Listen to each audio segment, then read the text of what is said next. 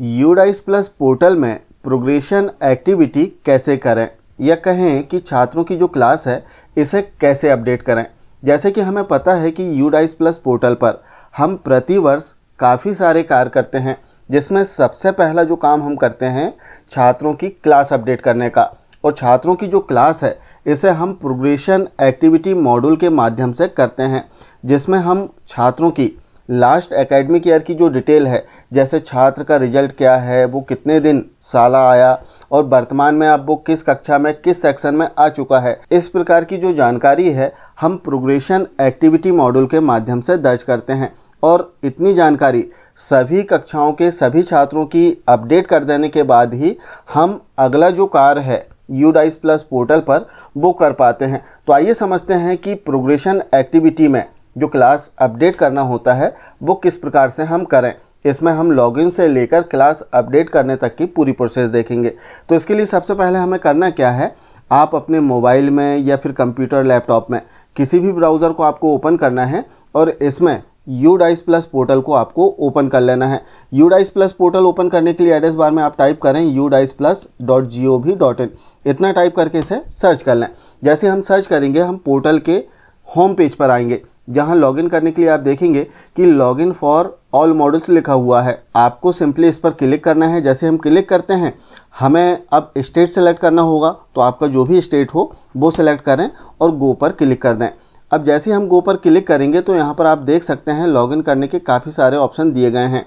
अब चूँकि हम छात्रों से रिलेटेड वर्क कर रहे हैं तो इसके दो ऑप्शन आपको इसमें मिलेंगे। पहला आप स्टूडेंट मॉड्यूल, यहाँ पर क्लिक करके भी लॉगिन कर सकते हैं। और यदि आपको सभी मॉड्यूल में एक साथ लॉगिन करना है तो लास्ट ईयर से इसमें एक ऑप्शन दिया गया है यूडाइस प्लस कॉमन लॉगिन का, तो आप इस पर भी लॉगिन कर सकते हैं। तो हम जो कॉमन लॉगिन है इससे ही लॉगिन करते हैं। इस पर हम क्लिक करेंगे। क्लिक करने के बाद में हमें अपनी संस्था का जो यूडाइस कोड है वो फिल करना है और जो भी आपका पासवर्ड होगा यूडाइस प्लस पोर्टल का वो फिल करें। जो कैप्चा कोड दिया गया है इसे सेम फिल करके साइन इन पर क्लिक कर दें। अब जैसे ही हम साइन इन पर क्लिक करेंगे हम यूडाइस प्लस पोर्टल पर लॉगिन हो जाएंगे, जहां कुछ इस प्रकार का इंटरफेस आपको दिखाई देगा, जहां पर आप देख सकते हैं कि स्कूल डायरेक्टरी के लिए इसमें ऑप्शन दिए गए हैं, स्कूल प्रोफाइल के लिए, टीचर मॉड्यूल के लिए, जिसमें संख्यात्मक जानकारी आप देख सकते हैं। अब चूंकि हमें प्रोग्रेशन एक्टिविटी करना है, अर्थात छात्रों की जो क्लास है इसे अपडेट करना है, तो इसके लिए हमें स्टूडेंट मॉड्यूल, इसके नीचे जो गो लिखा हुआ है इस पर क्लिक करें। आप देख सकते हैं इसमें चारों मॉड्यूल के लिए ऑप्शन दिए गए हैं। जैसे टीचर मॉड्यूल को आपको ओपन करना है तो यहाँ पर क्लिक करके आप गो पर क्लिक करके संबंधित मॉड्यूल में जा सकते हैं। स्कूल प्रोफाइल में जाना चाहें तो यहाँ पर क्लिक करके स्कूल प्रोफाइल में चले जाएं।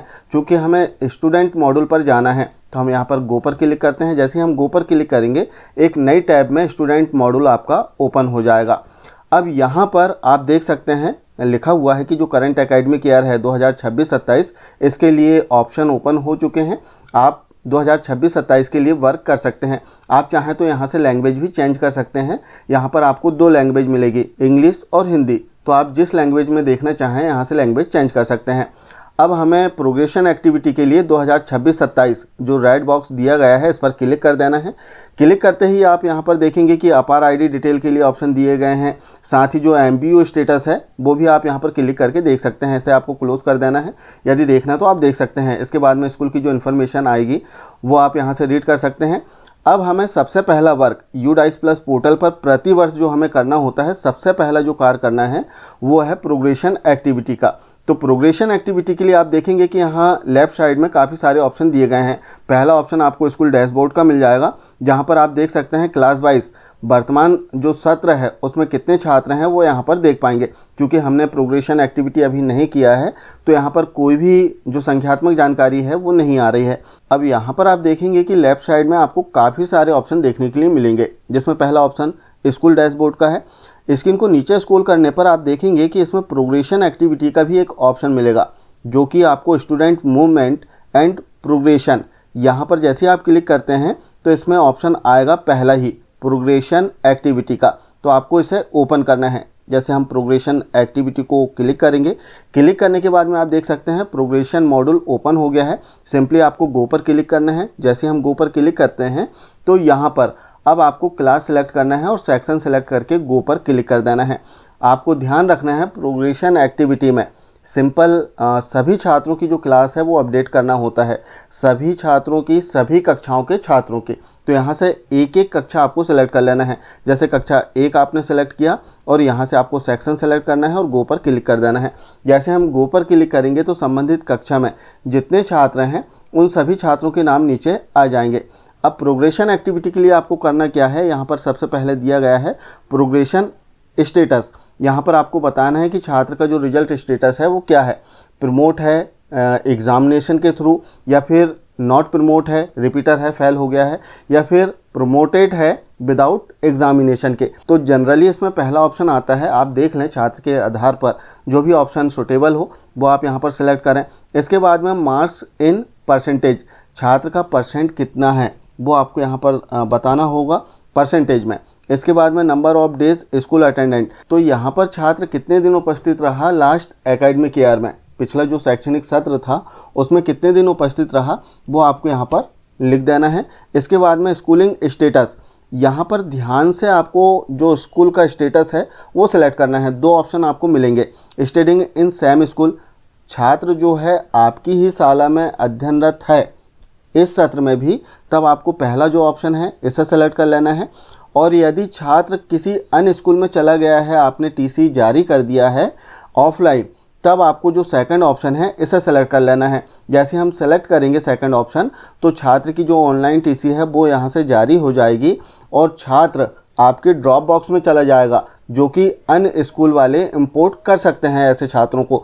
तो यहाँ पर ध्यान से जो 2 ऑप्शन दिए गए हैं इन्हें आपको सेलेक्ट करना होगा। इसमें एक और बात कि यदि आपने कुछ ऑप्शन अपडेट कर दिया इसके बाद में इसमें करेक्शन भी हो जाता है, ऐसा नहीं कि करेक्शन नहीं होगा, हो सकता है कि कई बार इसमें गलत ऑप्शनों का चयन आपके द्वारा हो जाए, तो इसमें डरने की आवश्यकता नहीं है, आप इसे अपडेट कर सकते हैं, करेक्शन कर सकते हैं।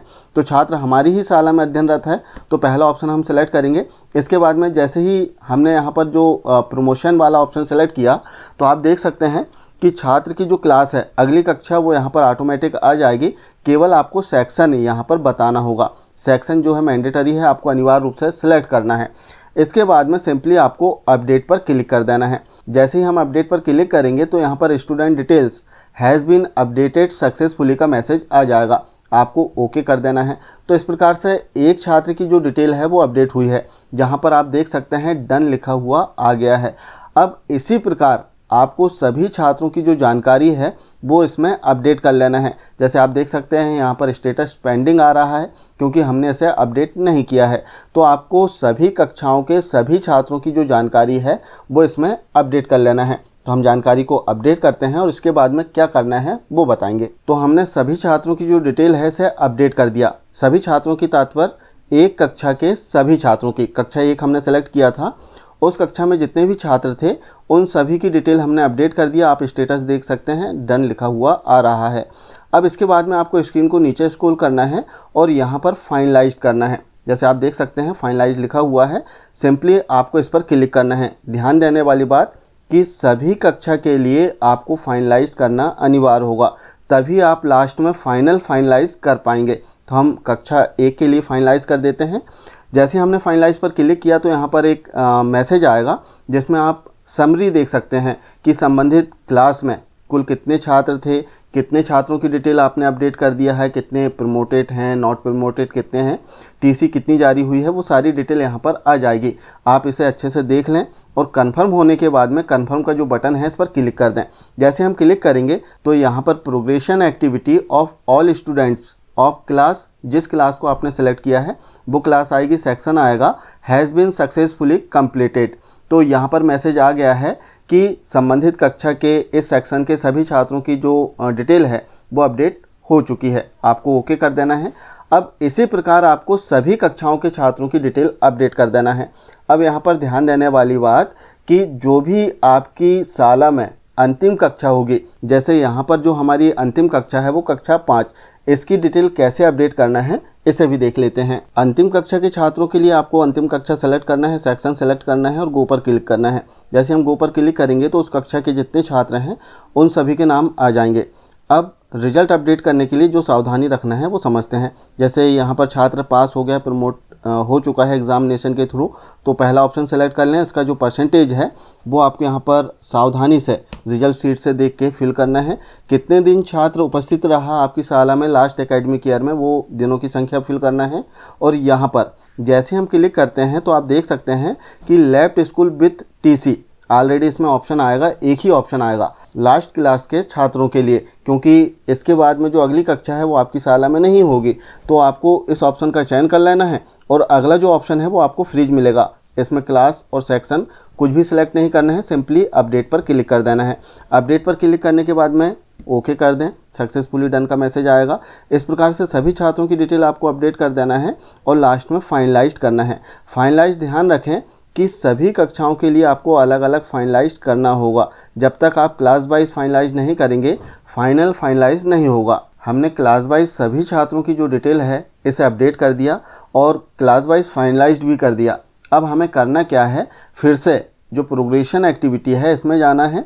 इसके लिए जो स्टूडेंट मूवमेंट एंड प्रोग्रेशन है, इसका पहला ऑप्शन प्रोग्रेशन एक्टिविटी, इसे ओपन करें।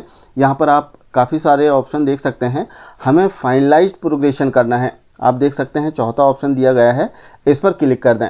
जैसे हम क्लिक करेंगे तो यहाँ पर 5 जो शर्तें दी गई हैं वो आपको रीड कर लेना है। आप चाहें तो हिंदी में भी इसे पढ़ सकते हैं। जैसे हमने हिंदी में किया तो आप देख सकते हैं यहाँ पर सारी शर्तें दी गई हैं। आपको चेक बॉक्स पर टिक करना है और जमा करें पर क्लिक कर दें। जब तक आप यहाँ पर फाइनलाइज प्रोग्रेशन नहीं करते हैं, इसे सबमिट नहीं करते हैं, आपका जो रिपोर्ट है वो पेंडिंग ही आएगा। आपको इसे सबमिट करना होगा। तो हम इसे जमा करें पर क्लिक कर देते हैं। जैसे हमने जमा किए पर क्लिक किया या सबमिट पर क्लिक किया तो यहाँ पर school progression finalised for the academic year, जो लास्ट एकेडमिक ईयर है वो दिया गया है। आपको ओके कर देना है। यहाँ पर आप देख सकते हैं कि मैसेज भी आ चुका है कि स्कूल की प्रगति को अंतिम रूप दे दिया गया है। और कब दिया गया है वो तिथि आप देख सकते हैं। स्कूल का डाइस कोड आप यहाँ पर देख सकते हैं। तो इस प्रकार से यूडाइस प्लस पोर्टल पर सबसे पहला जो कार्य हमें करना है, छात्रों की क्लास अपडेट करने का करना है, जो कि प्रोग्रेशन मॉड्यूल के माध्यम से किया जाएगा। तो आशा है जानकारी आप समझ पाए होंगे कि किस प्रकार से हमें यूडाइस प्लस पोर्टल पर शुरुआत करना है। मिलते हैं कुछ इसी प्रकार की यूडाइस प्लस पोर्टल से रिलेटेड अन्य जानकारियों के साथ में नेक्स्ट वीडियो में। तब तक के लिए जय हिंद।